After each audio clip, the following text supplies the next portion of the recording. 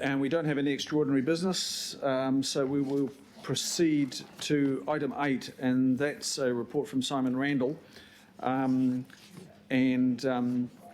That's on the resource management system reform that we're all aware of. I think this is rather procedural, but Simon, brief intro, please.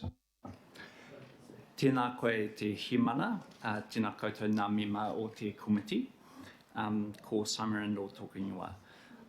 So I'm Simon Randall, I'm from the Strategic Advice Unit, and we're leading Council's submission on the Resource Management System Reform Issues and Options paper. This is a comprehensive review, and as you say quite rightly, Mr. Chair, this is a procedural report just to set up a working party. The reason for that is the submission is due on the 3rd of February, and we're going to need some guidance and direction as officers over that December-January period. Just at a high level, this is comprehensive reform of the resource management system. It does ask big questions. It goes beyond the Resource Management Act and takes into account other pieces of legislation such as climate change, the Local Government Act and the Land Transport Management Act in terms of where it overlaps.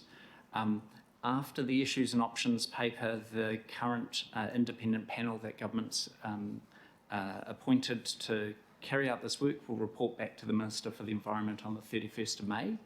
The Minister will then consider that and further consult, probably from July onwards.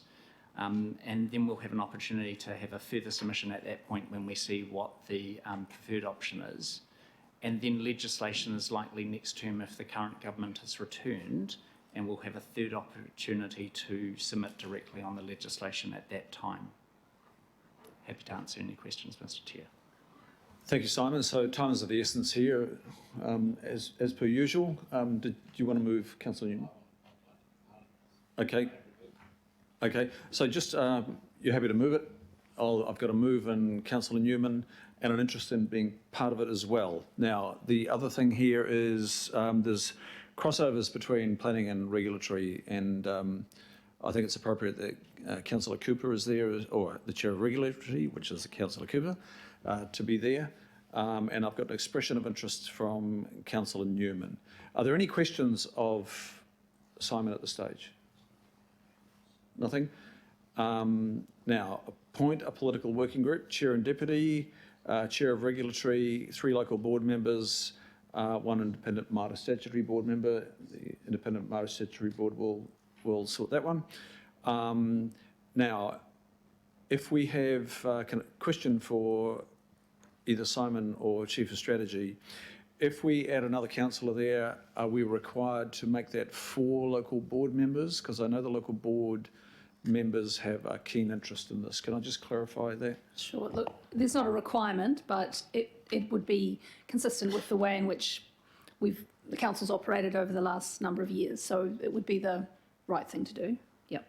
Okay, look, I'm happy to include Councillor Newman and up to 4 local board members. Is that, Simon, can I just check that with you? Would that be appropriate wording? Up to 4? Councillor Newman, you happy with that? Good. Okay, no further questions? Everybody happy with that direction? Councillor Hills, to have a second, please. Councillor Bartley. That's okay. That's okay. Second to Councillor Bartley.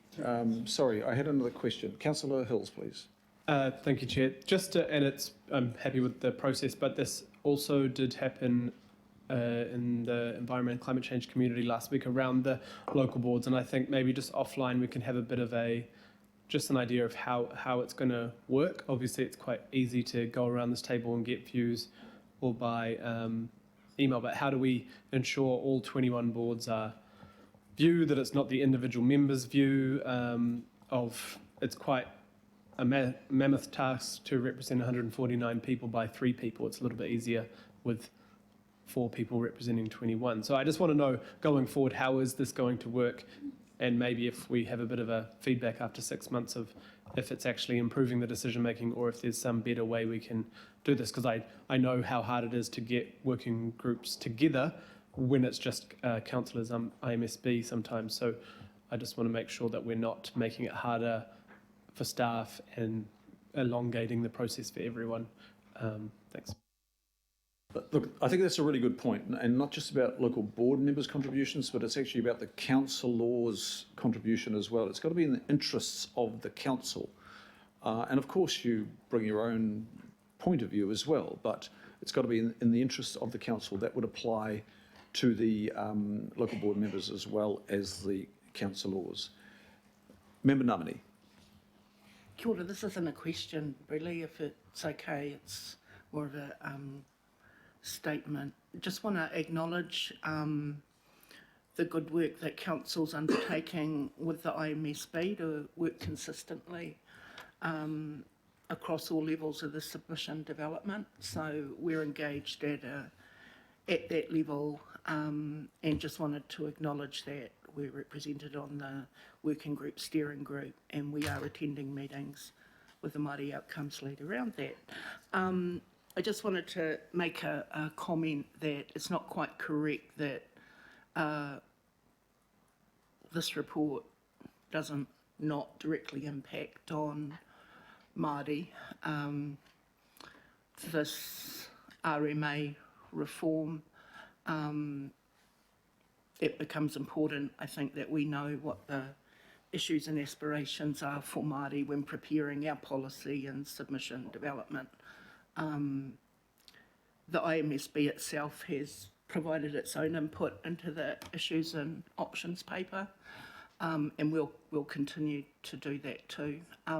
We'll also confirm some of our thinking, I think in the next workshop that I understand we have on this matter. Kia ora. Kia ora. Thank you. I will put that to the vote then. All that's moved by Councillor Newman, seconded by Councillor Bartley, A, B and C. All those in favour say aye. Aye.